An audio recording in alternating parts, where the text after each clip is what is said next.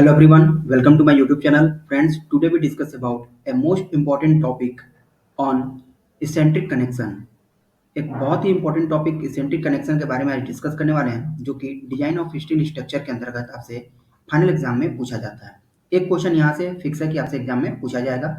तो eccentric connection के बारे में पहले जानेंगे कि इसेंट्रिक कनेक्शन कहते किसको है और इस पर बेस्ड किस तरह का क्वेश्चन पूछा जाता है और उसको किस तरह से सॉल्व करते हैं। तो आज का लेक्चर स्टार्ट करने से पहले अगर आप चैनल पर नए हैं तो चैनल को जरूर सब्सक्राइब कर ले और वीडियो अच्छी लगे तो लाइक और शेयर जरूर करें। इसेंट्रिक का मतलब होता है कि सेंटर पर नहीं लगने वाला। जैसे कि कोई एक आपके पास में प्लेट है, इस प्लेट पर अगर इसके सेंटर पर, अगर इसके एक्सिस पर बिल्कुल ही सेंटर पर अगर लोड लग रहा है तो इसेंट्रिक कनेक्शन नहीं होगा। इसेंट्रिक कनेक्शन ब्रैकेट प्लेट पर लगता है in case of design of steel structure. इस केस में लोड आपके सेंटर पर ना लग के कुछ डिस्टेंस पर लगता है। जैसे यहाँ पर P, कैपिटल P जो लोड है कुछ डिस्टेंस पर अप्लाई हुआ है, ठीक है। और यह लोड की वैल्यू कुछ भी हो सकता है, ठीक है। तो सेंटर से जो डिस्टेंस होगा इस क्वेश्चन में 250 mm का डिस्टेंस दिया, जो सेंटर से 250 mm की दूरी पर P अप्लाइड P लोड यहाँ पर लग रहा है, जो कि यहाँ पर वैल्यू दिया है 200 किलो न्यूटन का, ठीक है। और इसी डिस्टेंस को कहा जाता है इसेंट्रिसिटी। जो सेंटर से कुछ दूरी पर लगे, कितना दूरी पर लगता है, इसी को इसेंट्रिसिटी कहा जाता है। मानते हैं कि इसमें इस प्लेट में कुछ नंबर्स ऑफ बोल्ट्स लगे हुए हैं। अब ये नंबर ऑफ बोल्ट्स आपके एग्जाम में वेरी हो सकते हैं, ठीक है। हमने यहाँ पर नंबर ऑफ बोल्ट जो है 12 के लिए डिजाइन किया हुआ है। आपसे हो सकता है 6 भी पूछ सकता है, हो सकता है 8 भी पूछे, 10 भी पूछे, तो वेरिएशन हो सकता है। इस बोल्ट का जो डिस्टेंस है लगने वाले लोड के पैरेलल डायरेक्शन में जो डिस्टेंस है वो 50 mm का दिया है और परपेंडिकुलर डायरेक्शन में 50 है और पैरेलल डायरेक्शन में जो दिया हुआ है वो 80 mm का डिस्टेंस आपको दिया हुआ है। ये डिस्टेंस का वैल्यू हो सकता है, आपसे जो क्वेश्चन पूछे वो चेंज हो सकता है। करना क्या है इसमें, तो सबसे पहले आपको इसका सीजी फाइंड करना होगा। इस पूरे ब्रैकेट प्लेट का, ये प्लेट का जो कनेक्शन है 6 बोल्ट ऊपर और 6 बोल्ट नीचे, तो सीजी पॉइंट आपको पहले आइडेंटिफाई करना होगा। मानते हैं कि सीजी पॉइंट यहाँ पर कहीं लाई करेगा और इस सीजी से जो बोल्ट का डिस्टेंस होगा वो डिस्टेंस को आइडेंटिफाई करना है। और क्वेश्चन में कहता है कि आपको बताना है कि मोस्ट क्रिटिकली स्ट्रेस्ड रिविट कौन सा है और कितना लोड अप्लाई उस पर हम कर सकते हैं, क्या वो लोड, इतना लोड अप्लाई के लिए ये सेफ है कि नहीं है, ठीक है। तो ये क्वेश्चन आपसे पूछा जाएगा। क्वेश्चन मैं फिर से रिपीट कर देता हूँ कि कोई एक ब्रैकेट प्लेट है, नंबर ऑफ रिविट यहाँ पर आपको 12 है, जिसमें डिस्टेंस जो है 50 mm है और 80 mm का है और सेंटर से 250 mm के डिस्टेंस पर 200 किलोन्यूटन का लोड अप्लाई हो रहा है। तो आपको बताना है कि इन 12 रिविट में से मोस्ट क्रिटिकली स्ट्रेस्ड रिविट कौन सा है और कितना लोड वो बियर कर सकता है, ठीक है। तो उसका स्ट्रेंथ का कैपेसिटी भी आपको निकालना है और शियर फोर्स कितना होगा रिविट में वो भी आपको बताना है, ठीक है। तो इसके लिए सबसे पहले आपको क्या करना होगा, सीजी इसका फाइंड करना होगा। सीजी फाइंड करने के बाद आपको दो फोर्स निकालने हैं, force number F1, force number F2। इसके बाद दोनों फोर्स के लिए आप रिजल्टेंट निकालेंगे और रिजल्टेंट ही बताएगा कितना फोर्स इस पर अप्लाई किया जा सकता है, ठीक है। तो F1 F2 है क्या, F1 फोर्स प्रत्येक रिविट पर ड्यू टू ग्रेविटी लगने वाला फोर्स होता है। जैसे यहाँ पर इसके लिए F1, इसके लिए जो F1 होगा ड्यू टू ग्रेविटी F1, इसके लिए जो F1 होगा ड्यू टू ग्रेविटी यहाँ पर F1। सभी रिविट का जो फोर्स होगा F1 वो ड्यू टू ग्रेविटी ही अप्लाई होगा, ठीक है। ये हो गया इसका F1। F2 क्या होता है, F2 होगा कि CG से, जैसे रिविट का जो ये प्लेट है, इस प्लेट का जो CG पॉइंट है, इस CG से जो डिस्टेंस है, जैसे इस रिविट के लिए CG से डिस्टेंस इतना होगा, तो इस लाइन को ये बनाएगा यहाँ से 90 डिग्री एंगल, यह फोर्स कहलाएगा इसका F2, ठीक है। F1 कहाँ अप्लाई होगा, F1 डाउन में अप्लाई होगा और F2 अप्लाई होगा इस पे 90 डिग्री बनाएगा। सिमिलर दूसरे रिविट के लिए जो 90 डिग्री हो, देखिए 90 डिग्री एंगल ऐसा बनेगा, तो यह बनेगा फोर्स हमारा F2 और जो डाउनवर्ड फोर्स लगेगा ये बनेगा हमारा F1 और इसके बीच का जो एंगल होगा वो होगा थीटा, इसके बीच का एंगल जो होगा थीटा। सिमिलर तीसरे रिविट के लिए हमारा F2 हो जाएगा और इससे डाउनवर्ड जो फोर्स लगेगा ये F1 होगा और इसके बीच का जो एंगल बनेगा वो थीटा बनेगा। तो इस तरह से हम F1 F2 सभी रिविट पे अप्लाई होगा, सभी रिविट का अलग अलग स्ट्रेंथ हम कैलकुलेट कर सकते हैं। तब क्वेश्चन में पूछा गया है कि कौन सा रिविट मोस्ट क्रिटिकली स्ट्रेस्ड है और कितना उस पर फोर्स अप्लाई होगा। तो मोस्ट क्रिटिकली स्ट्रेस्ड रिविट के लिए दो कंडीशन है कि आर की वैल्यू वहां पर मैक्सिमम होनी चाहिए और थीटा वहां पर मिनिमम होना चाहिए। आर मैक्सिमम का मतलब देखिए ये हो गया R1, ये क्यों लिखते हैं R2, ये होता है R3। यानी CG से जो डिस्टेंस रिबीट तक जाती है उसी को कहा जाता है R। और मैक्सिमम कौन सा होगा, तो जो बाहरी रिबीट है वो सभी रिबीट पर क्या होंगे, मैक्सिमम अप्लाई होंगे। ये R की वैल्यू मैक्सिमम डिस्टेंस होगा, R मतलब डिस्टेंस होगा, CG से रिबीट का जो बीच का दूरी है वो डिस्टेंस कहलाएगा। जैसे इस रिबीट के लिए R की वैल्यू इतना, इस रिबीट के लिए R की वैल्यू इतना। तो हमारे पास 4 ऐसे रिबीट होंगे जिसमें R की वैल्यू क्या होगी, मैक्सिमम होगी। लेकिन थीटा सब में मैक्सिमम नहीं होगा। क्यों नहीं होगा, देखिए 3 रिबीट का तो देख लिए, चौथा रिबीट देखिए इसमें F1 कहाँ जाएगा, तो F1 हमारा यहाँ पर आ जाएगा F1। और F2 कहाँ जाएगा, इससे 90 डिग्री बनाएगा ना, इससे 90 डिग्री बनाएगा, इस तरह से ये होगा F2, यहाँ लगेगा हमको थीटा। अब देखिए ये थीटा जो हम तीनों में निकाले यहाँ पर थीटा थीटा थीटा, इसमें मिनिमम कौन सा है, तो मिनिमम होता है हमारा इस रिबीट का। सिमिलर केस आपको यहाँ से बनेगा F2, ये हमारा वैल्यू F2 का, और F1 कहाँ आएगा, नीचे। तो यहाँ की जो वैल्यू बनेगा ये हमारा कहलाएगा थीटा। ये थीटा और भी ज़्यादा हो गया, ठीक है। सिमिलर हमारा यहाँ पर जाएगा, ये हो गया क्या F2, और F1 होगा हमारा कहाँ पे, ये नीचे। तो थीटा की वैल्यू यहाँ भी और ज़्यादा हो गया। मतलब हम कह सकते हैं कि दो ऐसे रिबिट मिलते हैं, दो ऐसे रिबिट मिलेंगे, रिबिट नंबर ये टॉप का और रिबिट नंबर ये बॉटम का, जिसमें R मैक्सिमम होगा और थीटा मिनिमम होगा। कैसे, फिर से बता देता हूँ। जैसे इसका CG पॉइंट है, रिबिट का CG पॉइंट, और CG पॉइंट से जो डिस्टेंस बना, CG पॉइंट से इसका जो डिस्टेंस बनता है उसी को कहा जाता है R, स्मॉल r, यानी कि r यहाँ पर जो है ये डिस्टेंस को बताता है। CG पॉइंट से यहाँ जो डिस्टेंस बना ये r होता है। r से जो परपेंडिकुलर डायरेक्शन में फोर्स जनरेट हुआ वो F2, और इसका जो बॉटम में वो डाउनवर्ड जो ड्यू टू ग्रेविटी हुआ वो F1, इसके बीच का जो एंगल होता है वो थीटा। तो अगर रिबिट का नामकरण करें जैसे A B C D E F G H I J K और L, तो रिबिट बी और एल जो होंगे ये मोस्ट क्रिटिकली रिबिट होंगे। क्यों, क्योंकि इनका ये डिस्टेंस क्या होंगे, ज्यादा होंगे, और इसमें थीटा की वैल्यू कम होगी। ठीक है, तो उम्मीद है इतना चीज आपको क्लियर हुआ होगा। तो दो रिबिट हमारे पास मिले हैं, rabbit B and L, rabbit B और रिबिट एल, जो कि क्या होंगे, मोस्ट क्रिटिकली स्ट्रेस्ड होंगे। तो डिस्कस करते हैं रिबिट बी के लिए। रिबिट बी के लिए सारा कुछ डिस्कस करते हैं और कैलकुलेट करते हैं। सिमिलर केस रिबिट एल के लिए भी अप्लाई होंगे। ठीक है, तो इसके लिए सबसे पहले हम निकालेंगे F1 की value. Shear force in rivet B due to direct load P। अब P का वैल्यू यहाँ पर दे रखा है कितना, तो 200 किलो न्यूटन इस क्वेश्चन में आपको P की वैल्यू दे रखा है, और कहता है कि सबसे पहले आप F1 निकालें, फिर F2 निकालें, फिर इसका क्या करना है, रिजल्टेंट निकालना है। तब पता चलेगा कि ये रिबिट कितना लोड बियर कर सकता है।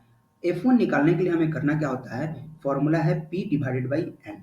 P का मतलब होता है total applied load in newton, and N का मतलब हो गया नंबर ऑफ रिबिट। कितना इसमें नंबर ऑफ रिबिट है, तो 12 है।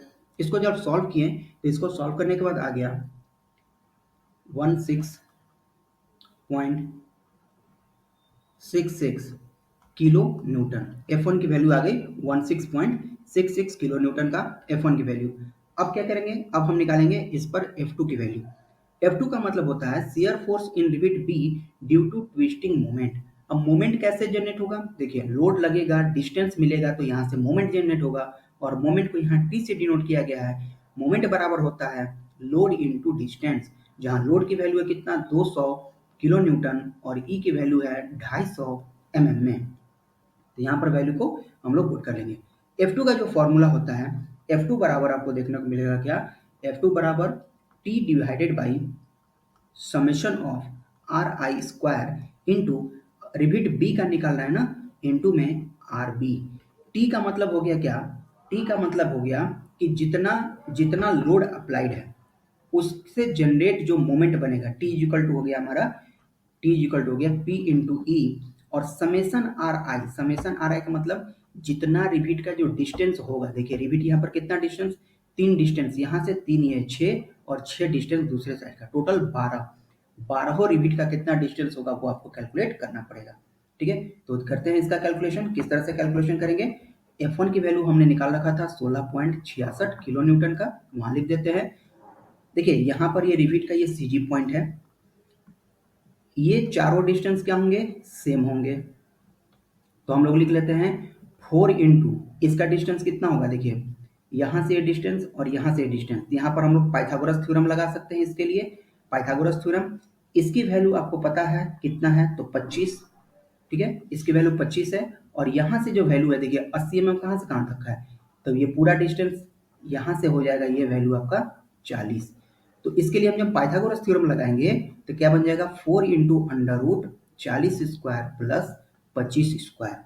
ठीक है, तो 4 रिपीट ऐसा मिलेगा, 4 रिपीट हमें ऐसा मिलेगा, सॉरी ये 50 mm अलग अलग डिस्टेंस है, ये 50 का है और 50 यहाँ से, ये 50 है 25 नहीं है, हाँ ये 50 mm दोनों के लिए है, सेंटर से डिस्टेंस है, ये 50 mm का है, ये भी 50 mm का है। तो हमको यहाँ से सारा डिस्टेंस कैलकुलेट करना है। देखिए एक डिस्टेंस ये बनता है और इसी का 4 गुना होगा, यानी कि ये डिस्टेंस आपको हो जाएगा 50 और ये हो जाएगा 40। तो हमारा टोटल रिपीट हो जाएगा 4 into under root 40 square plus 50 square, मतलब इसकी वैल्यू होगी हमारे पास कितना, जब इसको हमने कैलकुलेट किया तो 64.03 mm इसके लिए हो गया। 4 डिस्टेंस ये तो हो गया, ठीक है, 4 डिस्टेंस अब दूसरा होगा, देखिए 4 डिस्टेंस हमारे पास ये भी आएगा, ठीक है, तो यहाँ पर वैल्यू हो जाएगा कितना 4 इंटू अंडर रूट ये 50 का स्क्वायर और प्लस यहाँ से बीच का डिस्टेंस कितना 80 और 40 यहाँ से कितना हो जाएगा 120 का स्क्वायर। जब इसको कैलकुलेट किए तो ये बन गया 130 mm का, ठीक है। और तीसरा हमारे पास में क्या बनेगा, तो बड़े वाला डिस्टेंस, तो 4 हमारे पास ऐसा डिस्टेंस बनेगा जिसमें हम लोग लिख सकते हैं 4 इंटू अंडर रूट 50 का स्क्वायर और प्लस देखिए यहाँ से इसका डिस्टेंस हो गया कितना 80, ये भी हो गया 80, 8 8 16 4 20 यानी 200 का स्क्वायर। और जब इसको हम लोग कैलकुलेट करते हैं तो आता है 206.15 mm। तो मतलब ये टोटल आर आई की वैल्यू अगर करें हम कि summation of are I square ये कितना हो जाएगा, तो 64.03 को 4 से मल्टीप्लाई करना होगा प्लस, तो 4 आप कॉमन कर सकते हैं, 4 इंटू हो जाएगा 130 और प्लस 4 इंटू हो जाएगा 206.15। तो F2 की वैल्यू होता है क्या, T divided by summation of are I square into में आर बी। तो टी के जगह पर P इंटू ई, पी का वैल्यू हो गया हमारे पास में 200 इंटू 10 टू दावर 3 इंटू ई की वैल्यू हो गई 250 और समेशन ऑफ आर आई, इन सबको जब हम जोड़ लेते हैं, ठीक है, तो जोड़ करके यहाँ पर हम वैल्यू लिखेंगे, यानी कि समेशन ऑफ आर आई मैं यहाँ पर लिख देता हूँ, अब इसको जोड़ लेंगे और इनटू में आर बी का मतलब हो गया ये फाइनल वाला जो आंसर है आपका, तो ये आता है हमको कितना 206.15। इस सब को जब कैलकुलेट करने के बाद हमारे पास जो वैल्यू आता है 47.45 किलो न्यूटन आया, ठीक है। ये समेशन ऑफ आर आई आप यहाँ से जोड़ लेंगे, ये वैल्यू कितना आया और जोड़ने के बाद आप इसको यहाँ पर पुट करेंगे। F1 आ गया था हमारे पास 16.66 किलो न्यूटन का। तो ये दो लोड हमने कैलकुलेट कर लिया। अब दोनों का क्या करना है, दोनों का आपको रिजल्टेंट कैलकुलेट कर लेना है। रिजल्टेंट का मतलब होता है, रिजल्टेंट यानी कि एफ आर बराबर, पहले ही आप पढ़ चुके होंगे, फॉर्मूला से आप वाकिफ होंगे, F1 square plus F2 square plus 2F1 F2 cos theta, ठीक है। ये रिजल्टेंट का फॉर्मूला है, आप पहले से भी इसको जानते होंगे और 10th 12th में आप इसको जरूर पढ़े होंगे। इसके लिए आपको F1 पता है, F2 पता है, कॉस थीटा नहीं पता है। थीटा का मतलब क्या होगा, देखिए थीटा का मतलब यहाँ पर मैं यहाँ पर थीटा जो बनता है, सपोज ये आपका CG था और यहाँ से जो मैक्सिमम डिस्टेंस अप्लाई हुआ था रिबिट का और यहाँ से आपका ये वैल्यू था, तो ये हो गया आपका थीटा। इसके बीच का दूरी था आपके लिए कितना 50 और चूंकि रिबिट बी के लिए हम कैलकुलेट कर रहे हैं तो यहाँ से इसकी जो डिस्टेंस थी ये था हमारे पास में 200 mm का, ये 50 का mm था, तो हमें यहाँ से थीटा निकालना होगा। थीटा निकालने के लिए हम यहाँ पर tan के लिए अप्लाई कर सकते हैं। tan थीटा बराबर होता है लंब बट्टा आधार यानी 200 बट्टा में 50, तो यहाँ से हम थीटा कैलकुलेट कर सकते हैं। थीटा बराबर आ जाता है 75.96 डिग्री, ठीक है। तो ये हमारे पास में थीटा की वैल्यू मिल गई। F1 F2 और cos थीटा यहाँ पर जब अप्लाई किए हैं तो यहाँ पर जो हमें जो रिजल्टेंट की वैल्यू जो मिलती है 47.45 किलो न्यूटन, 47.45 किलो न्यूटन, ये हमें वैल्यू यहाँ से एफ आर का रिजल्टेंट का वैल्यू मिलता है। अब ये रिजल्टेंट हमारा सेफ है कि सेफ नहीं है, इसके लिए आपको निकालना पड़ेगा रिविट वैल्यू, और रिविट वैल्यू रिपीट वैल्यू से हमें इसको कंपेयर करना पड़ेगा कि रिजल्टेंट से ये हमारा सेफ में है कि नहीं है। तो इस क्वेश्चन में आपसे वो सब नहीं पूछा हुआ है, सिर्फ पूछा है कि आप रिपीट बी में बताएं। ये रिपीट पहले तो पूछा है कि मोस्ट क्रिटिकली स्ट्रेस्ड रिपीट कौन सा होगा और उस पर कितना स्ट्रेस अप्लाई होगा। तो उसके लिए आपको ये वैल्यू मिला है 47.45। ये आप कैलकुलेशन इसको चेक कर लेंगे क्योंकि F2 का भी ये सेम वैल्यू आया हुआ है और रिजल्टेंट का भी यहाँ पर सेम वैल्यू आ रहा है। तो एक बार आप इसको क्रॉस चेक जरूर कर लेंगे कि क्या ये कैलकुलेशन सही रही। ठीक है, तो फॉर्मूला यही अप्लाई होगा, पहले आपको F1 निकालना है, फिर F2 निकालना है, उसके बाद आपको रिजल्टेंट कैलकुलेट कर लेना है। रिजल्टेंट से मिला हुआ वैल्यू ही आपको बताएगा। ठीक है, ये वैल्यू कुछ आ रहा है 40.5 में। हाँ, 40.58। 40.58 इसको करेक्ट कर लेंगे, यहाँ पर मिस्टेक था। हाँ, 40.58 F2 की वैल्यू।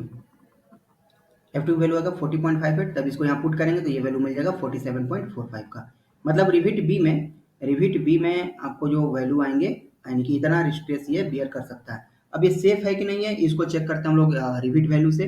तो अगर अगर एफ आर की वैल्यू अगर एफ आर की value should not be greater than R V I, तो ये क्या कहलाएगा, रिविट हमारा सेफ होगा। अगर ये कंडीशन नहीं लाई होता है, ठीक है, तो अब हमारा ये रिविट सेफ नहीं होगा। तो ये सेफ्टी का कंडीशन हो जाता है, ये बात की बात है। तो हमसे क्वेश्चन में जो पूछा था कि आप क्रिटिकल स्ट्रेस रिविट में बताएं कि कितना ये स्ट्रेस बियर कर सकता है। सिमिलरली दूसरा रिविट का भी अगर बात पूछेगा तो सारा कुछ सेम होगा, बट यहाँ का ये वैल्यू चेंज हो जाएगा। जैसे बी रिविट के लिए निकाले तो बी का डिस्टेंस रखें, अगर हम ए बी सी डी का पूछता तो डी का यहाँ डिस्टेंस रखते। तो जिस रिविट का पूछता हम वहाँ पर ये डिस्टेंस को यहाँ पर चेंज करते जाते। तो आज के क्लास में इतना ही। मिलते हैं अपने नेक्स्ट क्लास में कुछ नए टॉपिक के साथ। उम्मीद है आज का ये लेक्चर आपको समझ में आया होगा। बहुत इंपॉर्टेंट है क्लास, ये आज का क्लास, और फाइनल एग्जाम में आपसे क्वेश्चन यहाँ से जरूर पूछा जाता है। ठीक है, तो मिलते हैं नेक्स्ट क्लास में कुछ नए टॉपिक के साथ।